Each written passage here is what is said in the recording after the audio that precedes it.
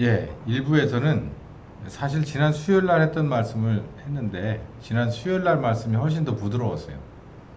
제 감정이 좀 섞이면 하고 싶은 얘기를 다 달아나고 제 속에 있는 거 나와봐야 다 별로 좋지 않더라고요.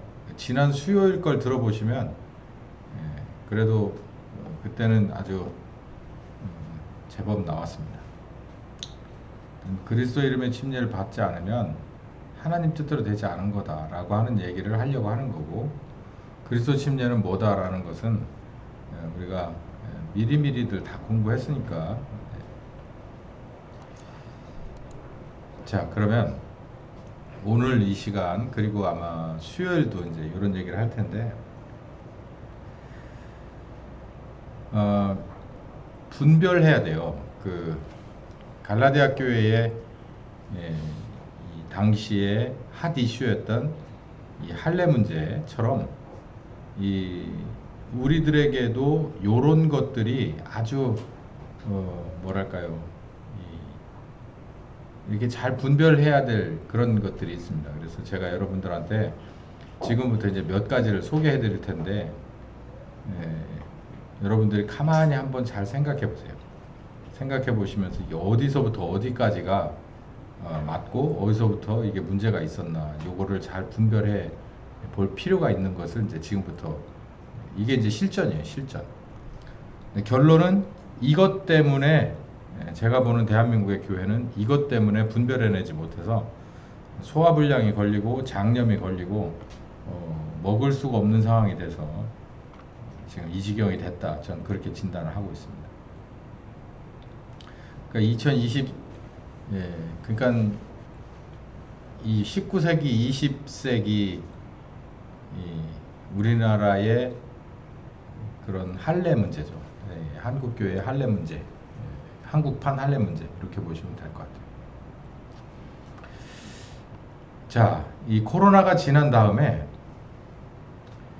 교회가 이제 성장을 해야 될 텐데 뭔가 쩔리는 게 있는 거죠.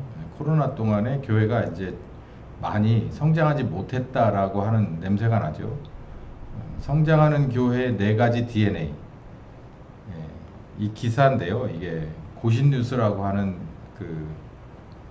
뭐 언론사인지 뭔지 인터넷을 검색을 해보다니까 이제 이런 것이 제가 눈에 띄더라고요. 제목이 이런 스타일의 제목 조심해야 됩니다. 포스트 코로나 시대 성장하는 교회 네 가지 DNA. 뭐뭐 하지 않았을 때 뭐뭐 하는 10가지. 뭐 이런 거. 그거는 일단 좀 문제가 있어요. 몇 가지로 딱 한정하는 거, 그거 문제가 있어요. 어쨌든 기사가 눈을 확 뜨더라고. 근데 제가 중간에 보는 게 요 성장하는 교회, 요걸 딱 보면 뭐 대부분의 목사들이 볼 때, 아, 코로나 때 참 교인들이 막 한 50% 떨궈 나갔는데 회복은 안 되고 어떻게 해야 성장해야 될까, 이게 평신도든 목사들, 특히 목사들은 이게 눈에 확 들어올 거 아니에요. 그 네 가지 DNA가 있다, 원칙 네 가지가 있다, 뭐 이런 얘기예요. 원리 네 가지가 있다, 뭐 이런 얘기인데, 목회 데이터 연구소, 제가 언젠가 이 사람들 비판 한번 세게 했죠. 데이터만 연구하는 사람들이 현실을 전혀 모르고 성경도 모르는 사람들이에요. 그러니까 여론조사 기관이라는 것 자체가 좀 문제가 있습니다. 근데 여기 이제 목회에 관한 한 뭔가를 이렇게 데이터를 수집하는 그런 이런 여론조사 기관들이 있는가 봐요. 이 사람들이 네 가지 DNA라 그래서 이것만 잘 지키면 성장할 수 있다, 이제 이렇게 손에 다 들려준 건데, 교회 규모와 상관없이 내년도에 온라인 사역을 강화할 계획이 있는 목회자, 저는 NO, 저는 X. 두 번째, 소그룹 운영이 잘하는 목사, X. 자신의 목회에 대해서 자문해주는 평신도 조언자가 있는 목회자, X. 뚜렷한 목회 비전이 있는 목회자, X. 그럼 우리 교회는 포스트 코로나 이후에 성장할 수 없는 교회네. 제가 해보니까 저는 다 X거든요. 하나도 O가 없어요. 온라인 사역을 강화할 생각이 없어요. 애저녁이 없었어요. 소그룹 운영을 잘하는 목사, 소그룹도 없어. 내가 또 인도하지도 않고. 자문해주는 평신도 자문을 받을 목사면 목회하지 마야지. 뚜렷한 목회 비전이 있는 목회자? 뭐 나는 성령님 이끌어 가시는 목회가 비전이지 뭐 나 스스로는 비전이 없는데. 자, 여러분 어떠세요? 제가 볼 때 너무 이 사람들을 아주 계획하고 이 사람들을 뭉개버리려고 작정한 답입니까? 어떻게 생각하세요? 여러분들 보시면 내년도 온라인 사역을 강화할 계획이 있는 목회자. 왜냐하면 이 온라인 사역은 여러분도 눈치채셨겠지만 이 코로나 때 요거가 사실상의 대안이었잖아요. 우리도 이거 사실 해봤잖아요. 예, 이 온라인 사역 강화할 계획에 이걸 강화하겠다? 그러면 걸어 들어오는 이 실제로 참여하는 목회와 그리고 온라인 목회를 같이 겸해서 신경 쓰겠다는 얘기잖아요. 그러니까 여기 와서 실제로 참여하는 예배나 온라인으로 참여하는 예배나 사실상 동격으로 놓고 보는 거잖아요. 왜 그래야 되는데? 성경에 온라인 예배 있나?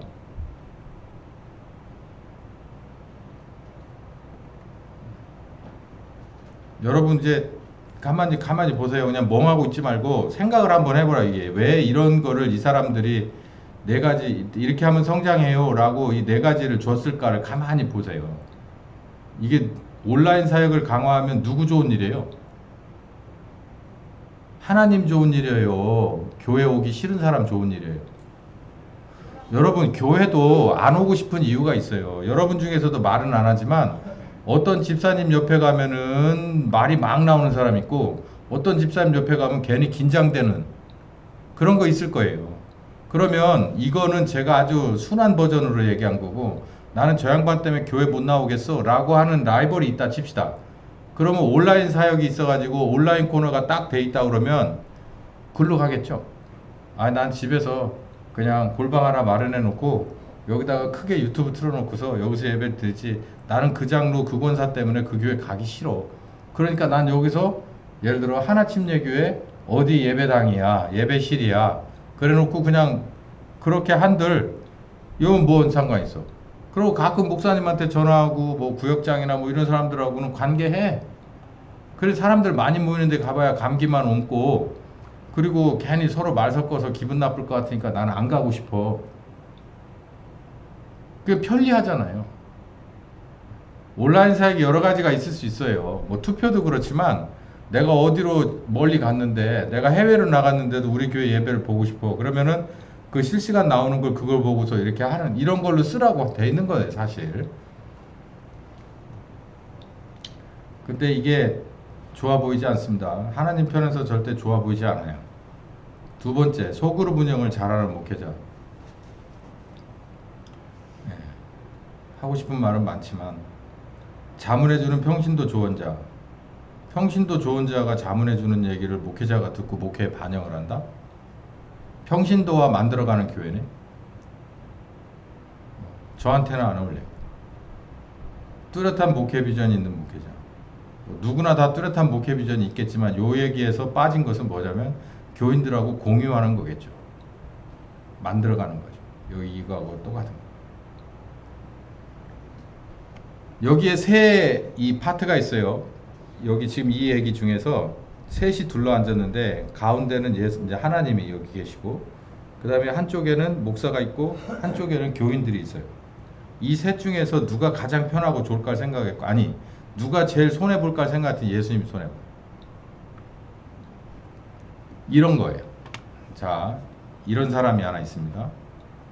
제가 나중에 이 코너를 다시 만들어서 할 때 얘기하겠지만 지금 여기 이번 9월달인가 10월달에 인천에서 그 로잔 대회를 한대요. 그 어디 무슨 뭐 얻어놓고서 거기서 한다고 지금 준비를 하는데 막 기도해달라고 하는 그런 계열이 있고 그거는 무슨 교회 연합운동이라서 이단이다 막 이렇게 얘기하는 그런 이 판도라 상자를 여는 거다 이렇게까지 주장하는 사람들도 있고 그래요. 제가 그 로잔 대회 이거를 쭉 들이파다 보니까는 제가 딱 거기서 스톱을 했어요. 이름을 딱 발견하고 그게 바로 이 사람이에요. 요 사람 이름을 딱 발견하고 딱 접어버렸어요. 더 이상 이 사람의 이 사람의 이론이 그들의 기초였구나라고 딱 발견하는 순간 딱 창을 꺼버렸어요. 더 이상은 볼 게 없는 거예요. 그들이 아무리 좋은 소리를 하더라도, 그들이 아무리 현실성을 이렇게 갖다 매치를 시키려고 하더라도 저는 끝났어요. 전 이 사람이 거기서 딱 그 이름을 딱 발견하는 순간 그냥 껐어요. 그 이름이 뭐냐? 맥가브란이라고 하는 사람인데, 이 사람은 교회 성장학이라고 하는 것을 이 세상에다가 내놓은 사람이에요. 이 사람은 3대에 걸친 선교사 집안이에요. 인도에 주로 선교를 갔던 집안인데, 영적 대각성 운동의 목표는 영혼 구원입니다. 좋아요. 20세기 선교 운동가들의 목표는 세계 복음화입니다. 뭐 조금 하고 싶은 말은 있지만 그냥 받아들일 수 있어요. 근데 이제 교회 성장과 지교회 성장을 이루는 것이 목표입니다 라고 말했어요. 여기서부터가 문제인데 뭐냐면 항상 이런 식이에요. 항상 지금 개신교에, 우리나라에 제가 볼 때는 90% 이상의 교단과 교회는 어떤 신학이냐면, 신학교도 마찬가지지만 신정통주의 신학이에요. 신정통주의, 이제 그 얘기를 더 앞으로 할 건데요. 제가 들어간 학교, 86년에 들어간 학교도 신정통주의적이었어요. 그리고 지금도 여전히 그걸 못 벗어나고 있거든요. 우리나라의 자유주의 학교라고 한다면 한신대, 그 다음에 감신대, 그 다음에 뭐 협성, 모건, 이렇게 감리교, 기독교 장로교, 그리고 몇몇 교회, 개교회들이 이제 그쪽 계열이에요. 그런데 뭐 교회라고 다 그런 건 아니에요. 목사님도 굉장히 보수적인 목사님들 중간중간에 있지만 전체적으로 봤을 때 흐름이 그렇다는 말이고, 대부분 복음주의라 말하는 신학교와 교회들은, 여기 대전침신도 마찬가지지만 신정통주의적인 신학입니다. 근데 이 신정통주의적인 신학이 어떤 사람 생각하고 똑같냐면 요 사람 생각하고 똑같아요. 그게 뭐가 문제냐면, 한마디로 말해서 요걸 그냥 한마디로 여러분 손에 딱 들려주기 위해서, 신정통주의 신학은 뭐냐면 꽝 잡는 게 매예요. 다른 말로 하면 실용주의예요. 꽝 잡는 게 매라는 뜻이 뭘까요? 거기 포인트가 몇 개 있죠? 나는 반드시 뭘 잡아야 돼? 꿩을 잡아야만 돼. 날아다니는 꿩에 많이 있는 데고 간에 뭐 이런 거 보는 거 갖고는 성에 안 차. 반드시 뭐 해야 되는 거예요? 끄잡아 내려서 내가 이거를 손에다 쥐어야 돼요. 그게 추구하는 바야. 이게 실용주의도 그거잖아요. 말만 많으면 뭐해? 내 손에 든 게 없잖아. 이러면 아무 의미 없잖아요. 내가 아무리 뭐 어쩌다 그래도 내가 이걸 많이 팔아야 이득이 오지. 뭐하고 비슷해요? 경영, 마케팅하고 비슷하잖아요. 마케팅이 뭐예요? 야, 구슬이 깨어야 서말이 아니라, 이 사람아, 깨어야 제대로 돼 있는 이 목걸이를 팔아야 돈 되지, 이 말이에요. 그게 경영이고, 그게 이것도 마찬가지예요. 대각성 운동이 일어나서 그게 영혼 구원을 위한 일이야. 대각성 운동을 누가 일으켜요? 사람이 일으키는 건 아니죠. 성령께서 일으키잖아요. 근데 뭐까지 가야 되느냐면은 교회 성장과 지교회를 많이 만들어서 뭐 시키는 거여야 돼? 성장을 시키는 데까지. 그러니까 교회를 세우고 개척하고 그리고 성장시켜서 안착시키는 데까지 가야 뭐가 완성된 거라고 보는 거예요. 그게 바로 영적 각성 운동의 열매라고 보는 거예요. 그게 바로 세계 복음화라고 보는 거예요. 제가 여기 이걸 분별해 보시라고 요 얘기 드리는 거예요. 이게 어디가 문제가 있고 어디까지가 잘 된 거고 어디서부터가 문제가 있느냐를 보라는 얘기예요. 굉장히 교묘하거든요. 삼겹살은 그나마 표시가 잘 나요. 근데 이 얘기는, 야, 이거는 가만히 멍하고 있다 들으면은 아멘 하고 끝날 얘기예요. 이게 요 얘기를 쭉 가지고서 풀어나가는 거예요. 그게 신정통주의 신학이에요. 신정통주의 신학은 은혜 받아야 된다는 거예요. 은혜 못 받으면 소용없다는 거예요. 성경 말씀만 무슨 그 말씀이 나한테 역사해야 된다는 거예요. 틀려요? 제 말이 틀려요? 맞죠? 예. 그러니까 어디서부터 어디까지가 맞는 말이고 어디서부터 어디까지는 문제가 있어서 결국 이렇게 되는구나라고 하는 걸 배워야 돼요. 영적 대각성 운동 성령께서 일으키는 거 맞아요. 영혼 구원을 위한 거 맞아요. 그리고 선교 운동을 하는 것은 선교하는 것은 세계 복음화를 위한 목적이 큰 어젠다가 맞아요. 그런데 문제는 뭐냐면 여기에 교회 성장과 지교회와 그리고 이 모든 것들이 성장해서 안착하는 것이 맞아요. 그게 우리가 쉽게 구분 못한다니까 요 얘기를. 그러니까 제가 여러분한테 조금 쉽게 구분하라고 알려드리는 게 꽁 잡는 게 매예요 라고 얘기를 하는 거예요. 꽁이 이렇게 날아다니는 게 소용없어요. 저거를 쏴서 떨어뜨리든 아니면은 꼬셔서 잡아내리든 무슨 수를 써서라도 내가 그걸 잡아내야 되는 거예요. 은혜 맨날 은혜 얘기하면 뭐예요? 내가 은혜 받아야 된다는 거예요.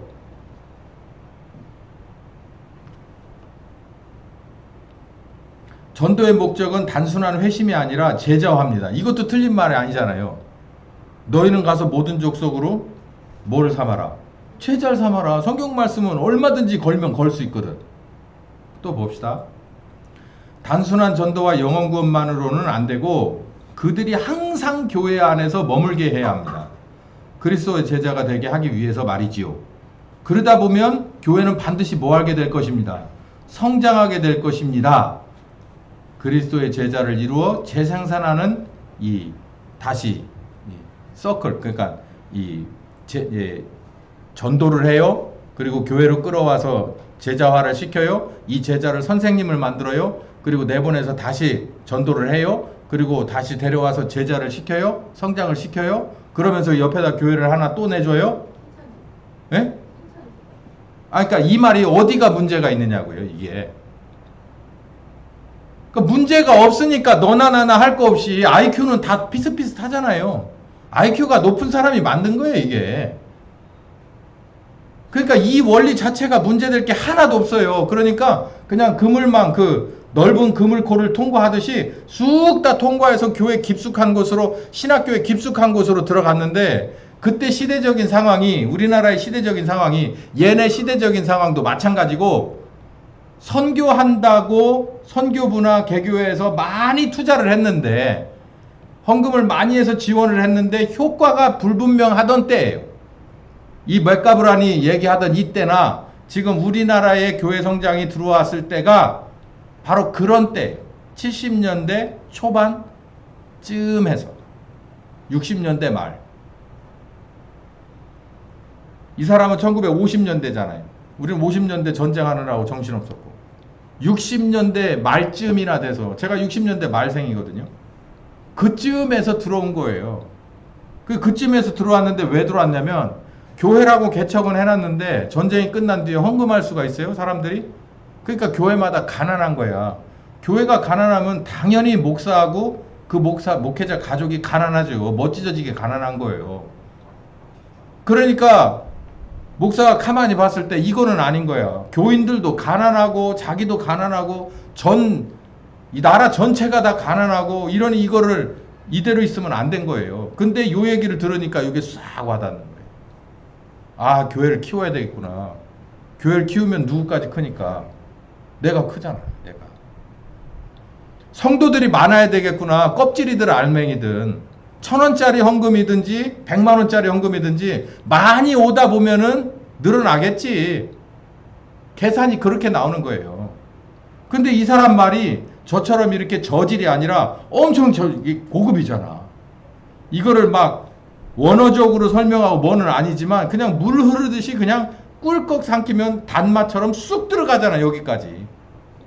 뭐 하나 걸리는 게 없어. 그냥 다 좋아. 이렇게 된다고만 하면 하나님도 결국은 좋아지시겠네. 교인이 많아지면 교회도 커지고 나도 좋아지고, 그리고 하나님에게도 영광이겠네. 그러니까 나중에 뭐라고 말하냐면, 이 뒤에 가서 나오는 와그너 같은 사람은 교회 성장은 누가 더 바라고 있다. 하나님이 더 바라는 일이다 라고 얘기를 해요. 추수 이론이 뭐냐면 똑같은 얘기입니다. 뿌렸으면 반드시 뭐 해야지? 걷어서 어디다 들여놔야지. 곳간에 들여놓고 팔아서 현찰로 꽂혀야지, 통장에. 이 얘기예요. 많이 심었어. 돈을 많이 들여가지고 봄에 엄청 노부더가지고 엄청나게 심어놨어. 동네에다 다 심어놓고 막 그냥 아닌데도 그냥 다 뿌려놨어. 그러니까 어마어마하게 나겠지라고 꿈만 꾸고 있지 말고 나가서 뭐 하라는 거예요. 거둬들이라고. 네가 100만원 들고 나갔으면 최소한 1000만원어치는 거둬와야 되는 거 아니야? 그게 맞는 원칙이잖아. 내 말이 틀렸어? 이 말이에요. 그게 추수이론이에요. 쉽게 말하면. 뿌리기만 하지 말고 반드시 뭐 해와라? 거둬와라. 그러니까 우리가 생각할 때 전혀 틀린 말이 아니라니까요. 말씀 중심의 사역에서 구도자 중심의 사역, 요거 봐요. 요건 더 재밌는데 뭐냐면 말씀은 고정되어 있는 거예요.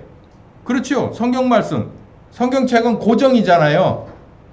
이게 성경입니다 라고 정경으로 딱 만들어지면서 지금까지 성경은 움직인 게 아니에요.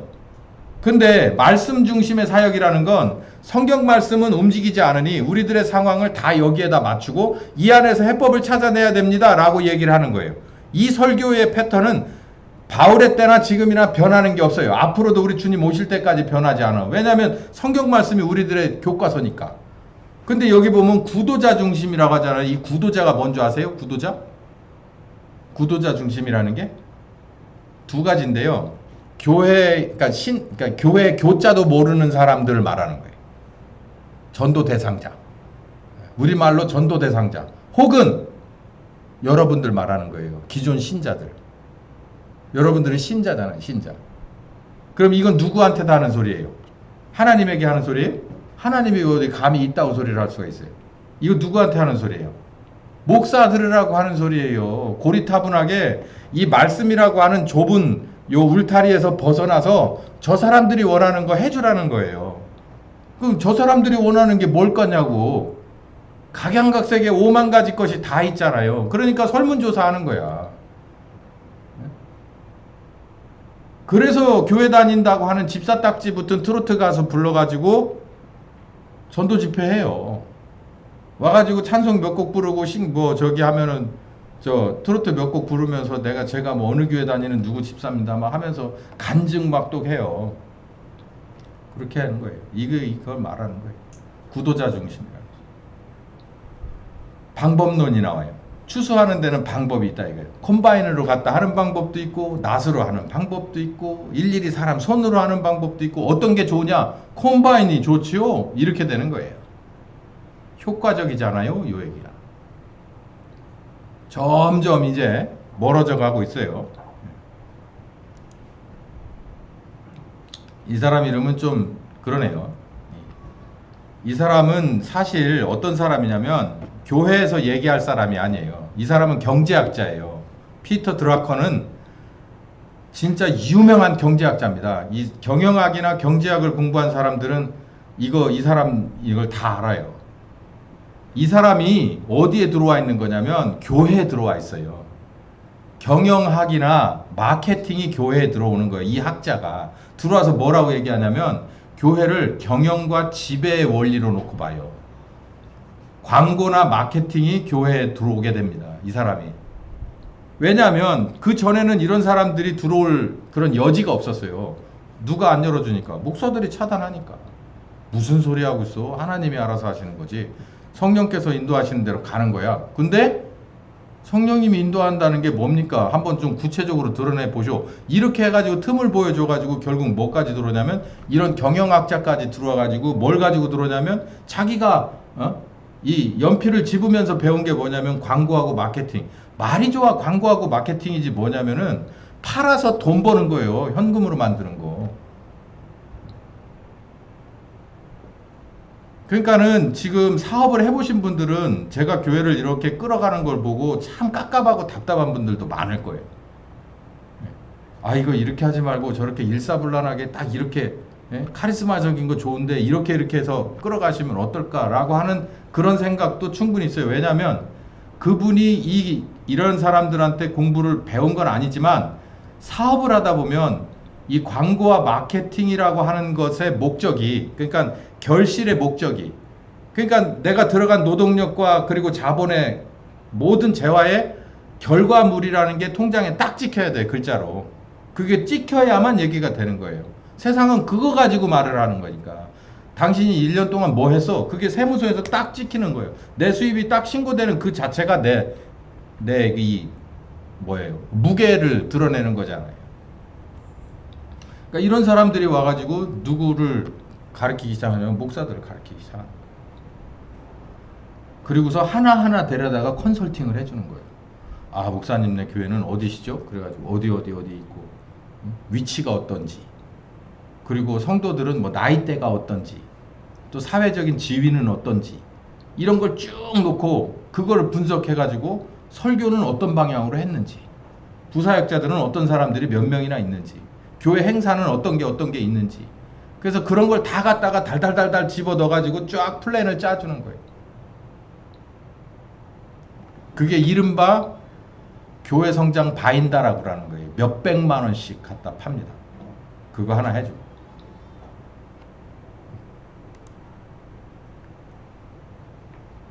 그냥 읽고 넘어갈게요. 이 피터 드라커라는 사람이 비영리 단체 경영에, 비영리 단체가 이 안에 교회도 들어가는 겁니다. 예, 교회도 들어가요.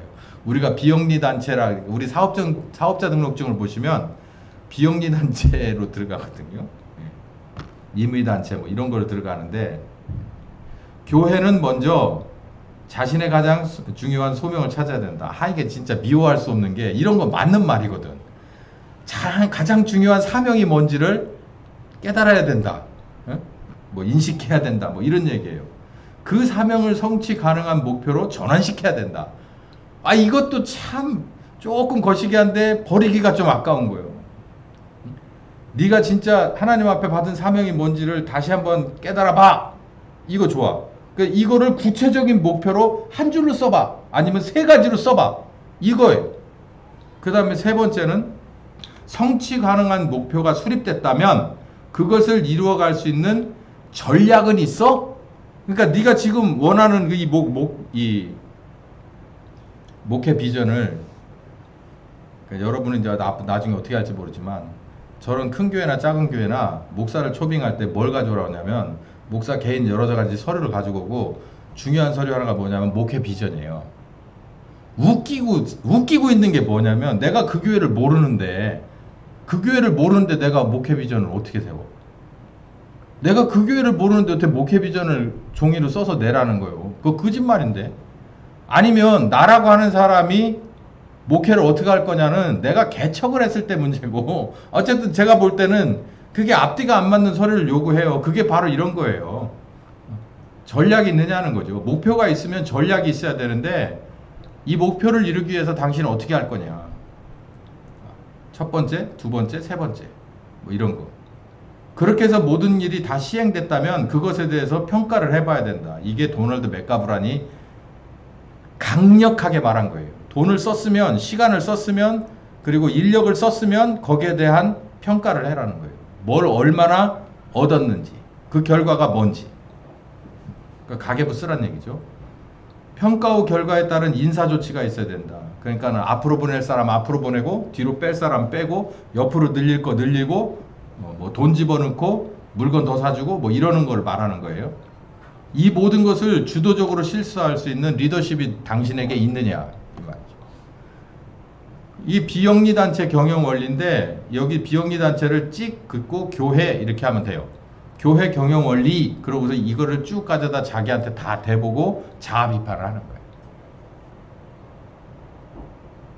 제가 아주 비꼬는 언어로 설명을 해서 그렇지, 이거가 괜찮습니다 라고 하는 아주 점잖은 언어로 얘기하면 여러분 이거 쉽게 구분 가겠냐는 거예요.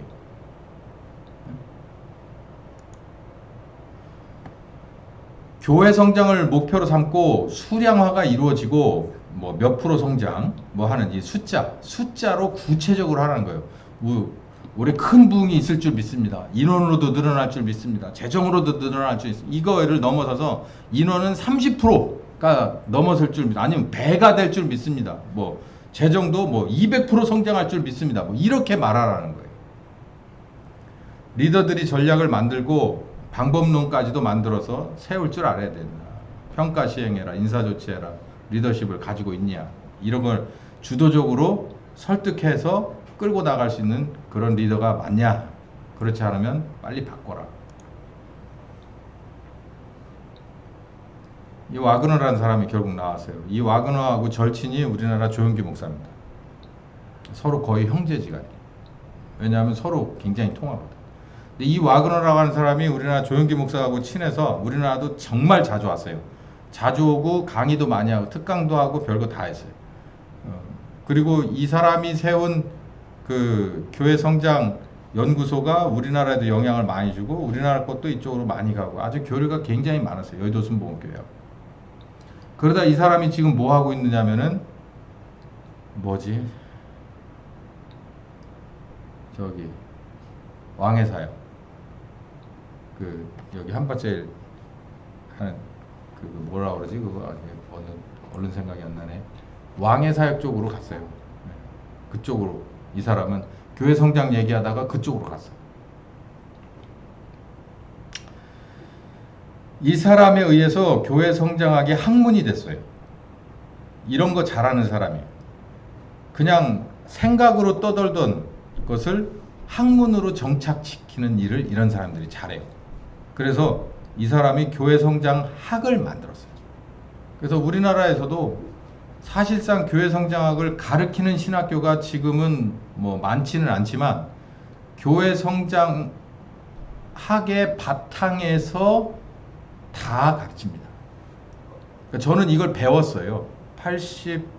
제가 복학을 한 게 90년대 초반인데요. 학교를 가니까 이 교회 성장학이 따끈따끈한 거라고 진짜 거의 사기꾼 수준인 사람이 막 책만 한 20권 사라고 그러더라고. 오죽했으면 제가 공부 진짜 안 하는 사람인데 그 책은 있었다니까. 한질이 있었어요. 한질이.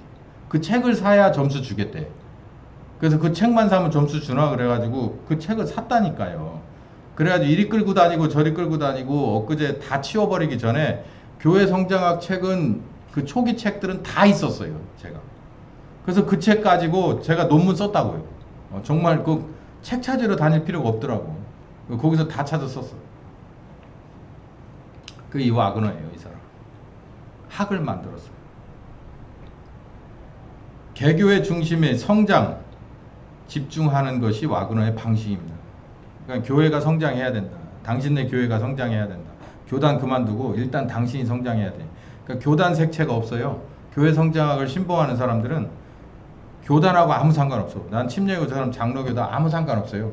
자기들은 그 교파를 넘어서 더 중요한 걸 공유하는 사람들이기 때문에 그런 거에 별로 관심이 없어. 침례교의 특성 이런 거 관심이 없고 장로교의 특성 이런 거 관심이 없어요. 오로지 뭔만 관심 있냐면 교회가 커지는 거예요. 교회가 성장하는 거예요. 찰스 핀이라는 사람이 이렇게 주장했대요. 교회 부흥은 하나님의 일이 아니라 인간의 일이다. 그러니까 사람을 영적으로 각성하는 건 하나님의 일이지만 교회를 시스템적으로 부흥시키는 것은 사람이 해야 될 일이다. 목회자가 해야 될 일이다. 이렇게 말했다는 거예요. 그거 굉장히 마음에 든다. 그래서 이 사람은 이거를 자기의 모토로 삼은 거예요. 이렇게 유명한 부흥사가 이렇게 얘기했잖아.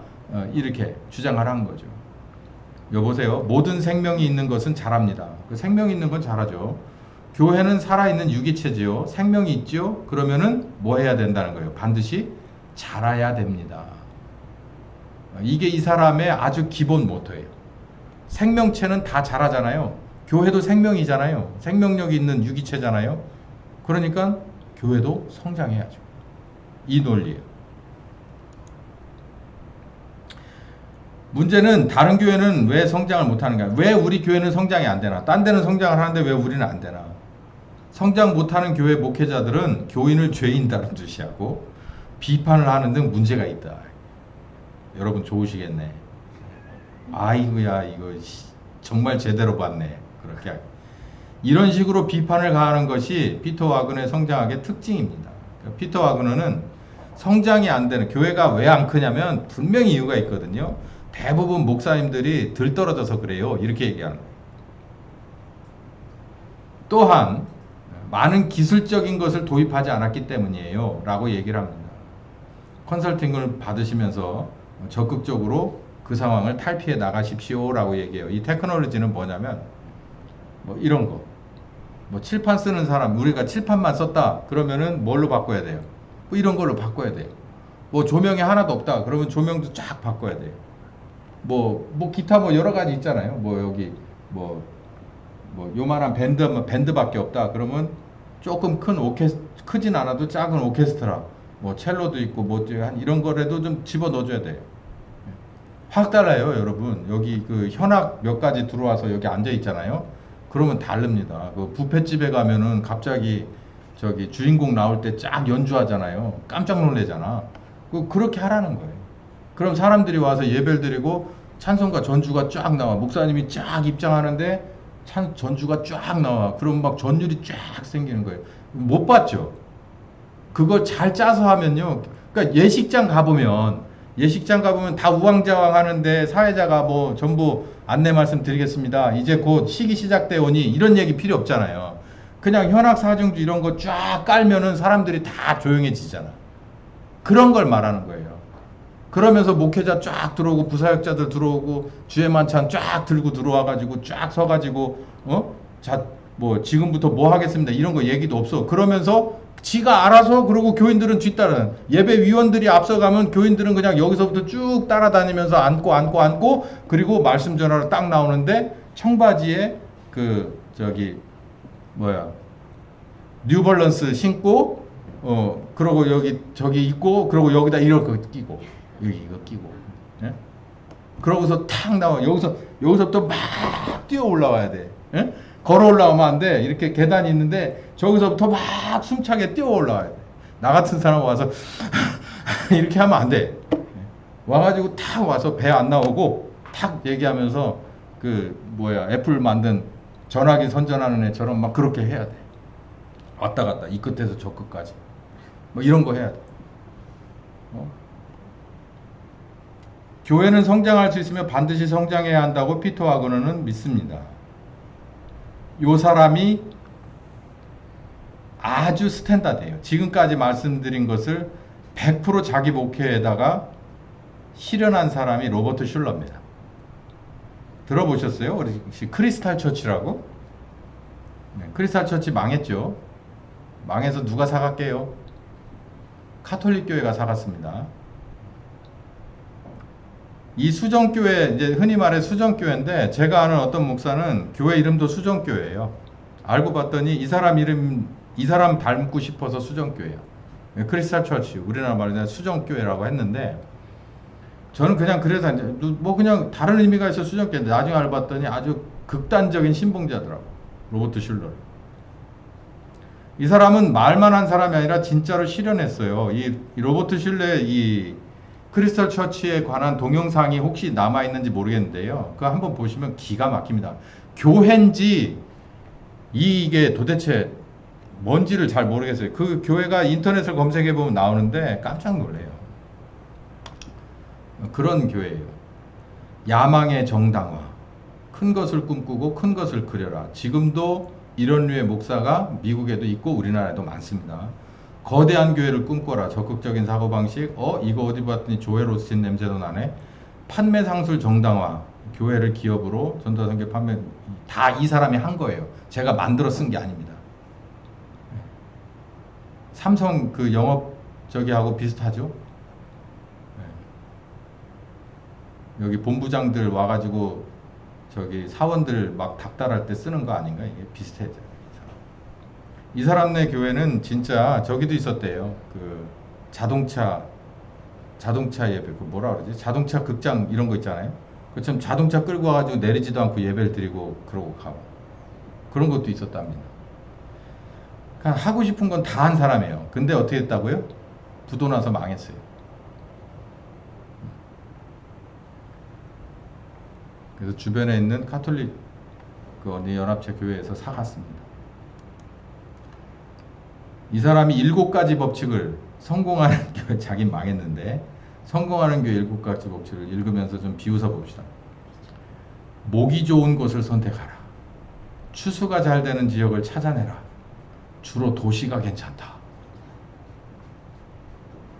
네. 주차장을 확보해라. 고객들이 불편하면 오지 않는. 상품 목록을 다양하게 구비하라. 고객들의 다양한 수요를 맞춰줘라. 이거를 순화시켜서 한 버전들이 지금 대한민국의 큰 교회들이 다 적용하고 있다는 거예요. 안 그런 것 같아요? 표시가 안 나지만 그 안에 들어가 있는 컨셉은 다 이 컨셉이라는 거예요. 서비스를 제공해라. 고객들이 와서 만든 이거 완전히 마케팅이에요. 사업자금 지원해주는 사람들이 뭐 중소자금 뭐 지원하러 받으러 가면 교수인지 뭔지 하는 사람들이 와가지고 가르쳐 주는 게 이런 걸 거예요. 왜냐하면 그 돈을 까먹고 날리면 안 되니까. 이 돈 가지고 종자해서 부자가 돼야 되니까. 안 잃어버리게 하려고. 더 있네. 외형을 강조하라. 기왕이면 안내 주차요원을 세우고, 세울 때는 예쁜 사람, 잘생긴 사람 세우기, 호감을 가질 수 있는 이런 거. 참 큰일 났네. 온 교인이 적극적이고 긍정적인 사고를 해라. 부정적인 말은 교회 안에서 안 했으면 좋겠다. 현금 유통이 잘 되게 해라. 필요하다면 은행에서 빚을 끌어다가서 투자해라. 그래서 한동안 목사들 틈에서 이런 찬송이 유행했습니다. 빛 가운데로 걸어가면, 그 빛이 모기지를 말하는 거예요. 대출. 빛 가운데로, 그 빛이 하나님의 빛이 아니라 모기지 빛을 말하는 거예요. 빛 없는 교회가 있냐? 우리도 빛이 있지만 이거는요 참 깊이 박힌 못 같아가지고, 못이 아니라 화살이에요. 화살. 다리 한쪽 허벅지에 화살을 맞은 것 같아. 그래서 뭘 계획을 하려고 그래도 항상 뭐가 여기에 거리적거리냐면 이 대출이라고 하는 게 거리적거려요. 쉽지 않아요. 결국 망했죠. 조엘 오스틴, 레이크우드 처치, 저기 휴스턴, 텍사스, 또 어딥니까? 또 세들백 교회, 리 워렌 목사. 그 사람은 아닌 듯 하지만 그 리 워렌 목사는 어디에 초청받았었죠? 2007년에 영적 각성 운동 1907년 어게인 1907년 할 때 그때 주강사가 그 돌아가신 오카는 목사님이었고, 그리고 부강사가 이 사람이었어요. 세들백 교회 리 워렌 목사. 와가지고 이 소리 했어요. 저기 모여가지고 어마어마한 사람들을 모여놓고. 여러분 분별이 가능하세요? 제가 굉장히 나쁜 단어를 써가지고 이 사람들을 비꼬는 쪽으로 얘기를 했어요. 근데 이거를 그냥 학문적인 용어 쓰고 아주 젠틀한 언어로 포장을 해서 쓰면 여러분 이거 쉽게 구분 안 갑니다. 그리고 여기에다 성경 말씀 다 갖다 집어넣어요. 이런 게 있어요. 근데 제가 있는 동안은 절대 이거 안 합니다. 절대 이거 안 해요. 지금까지도 안 해왔고 앞으로도 안 해갈 거예요. 그러니까 걱정할 필요는 없어요. 근데 문제는 제가 없거나 아니면 제가 없는 곳으로 여러분이 파송을 나가게 되면 어떡할 거냐는 거예요. 그러니까 저를 의지해서 이게 사방으로 내 포인트가 돼가지고 이 범주를 벗어나면 안 돼요. 그래서 불꽃 같은 눈으로 여러분을 주야로 감찰을 하고 있으면, 감시를 하고 있는 이 범주 안에선 상관없지만 제가 없어져 버리면, 그냥 여기가 야전으로 싹 열려버리면, 그러다가 누군가가 와가지고 왜 이거 제가 이렇게 순화된 버전으로 계속 얘기하잖아요. 이 코로나 시대를 벗어날 수 있는 4가지 좋은 점, 성경적 방법, 뭐 이런 식으로 바꿔가지고 요거를 다시 성경 말씀하고 집어넣어서 믹서를 해가지고 이렇게 했을 때 이 교회는, 여러분은 어디로 가겠냐고요. 표류하지 않겠습니까? 끌려가지 않겠어요? 그거 아니라고 논리적으로, 그리고 권세와 능력이 여러분의 말에 같이 따라 증명되겠습니까? 결국은 이거는 어디서 판나냐면 갈멜산의 영적 이 대결처럼 이쪽하고 이쪽하고 둘이 부딪혀서 어떤 게 센가가 드러나야 되거든요. 근데 이게 분별이 안 되는데, 그러잖아요. 이 갈멜산의 그 장면을 보면 이스라엘아 어느 쪽에 설 것이냐, 이쪽에 설 것이냐, 이쪽에 설 것이냐. 분별력이 있어야지 쓰죠. 이걸 뭘 걸러낼 건지 아니면 내가 흡수를 해야 될 건지를 여러분이 이걸 아셔야 된다는 얘기예요. 이런 거 절대 말하지 않아요. 그래놓고 요거 가지고 와서 요거에 기초를 놓고 거위에다가 기둥도 그리고 겨우에다 석가래도 얹고 거위에 대들보도 얹어서 교회를 끌어가는 거예요. 그 밑에 교인들은 와가지고 아무 생각 없이 그냥 믿거라 하고 그냥 살아가는 거예요. 그러니 무슨 열매가 있겠어. 그리스도 침례가 뭔지 알게 보여. 이미 구원은 받았는데 그리스도 침례가 뭐니 제가 그러잖아요. 그리스도 침례라는 용어 자체도 못 들어본 사람이 90%도 넘을 테고 들어봤어도 뭡니까? 그러고 딱 손으로 내놔봐라. 그러면 99%가 모를 거라고. 그 아버지 뜻대로 안 됐다고 하는 게 이 대한민국의 교회에서 신자들이 피해갈 사람이 몇이나 되겠냐고요.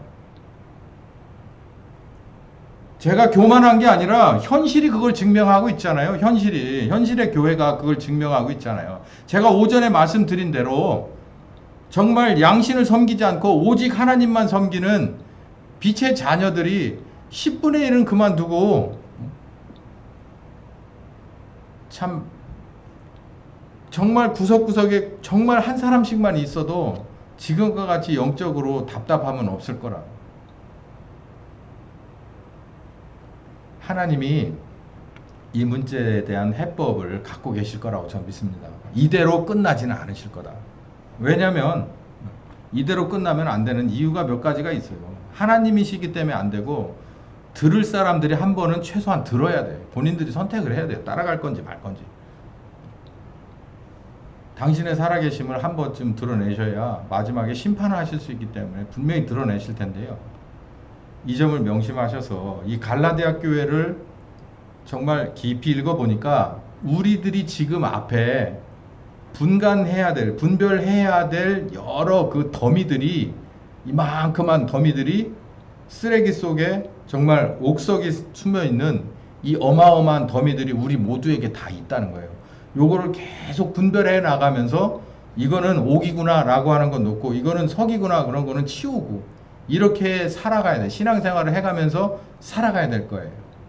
제가 도움이 되긴 할 겁니다만 여러분을 끝까지 따라다닐 수 없고 여러분이 없는 곳까지 정말 거기까지는 내가 다 따라 들어갈 수가 없으니 여러분과 성령님하고 이 문제를 다 분별해낼 수 있는 여러분이 되셔야죠.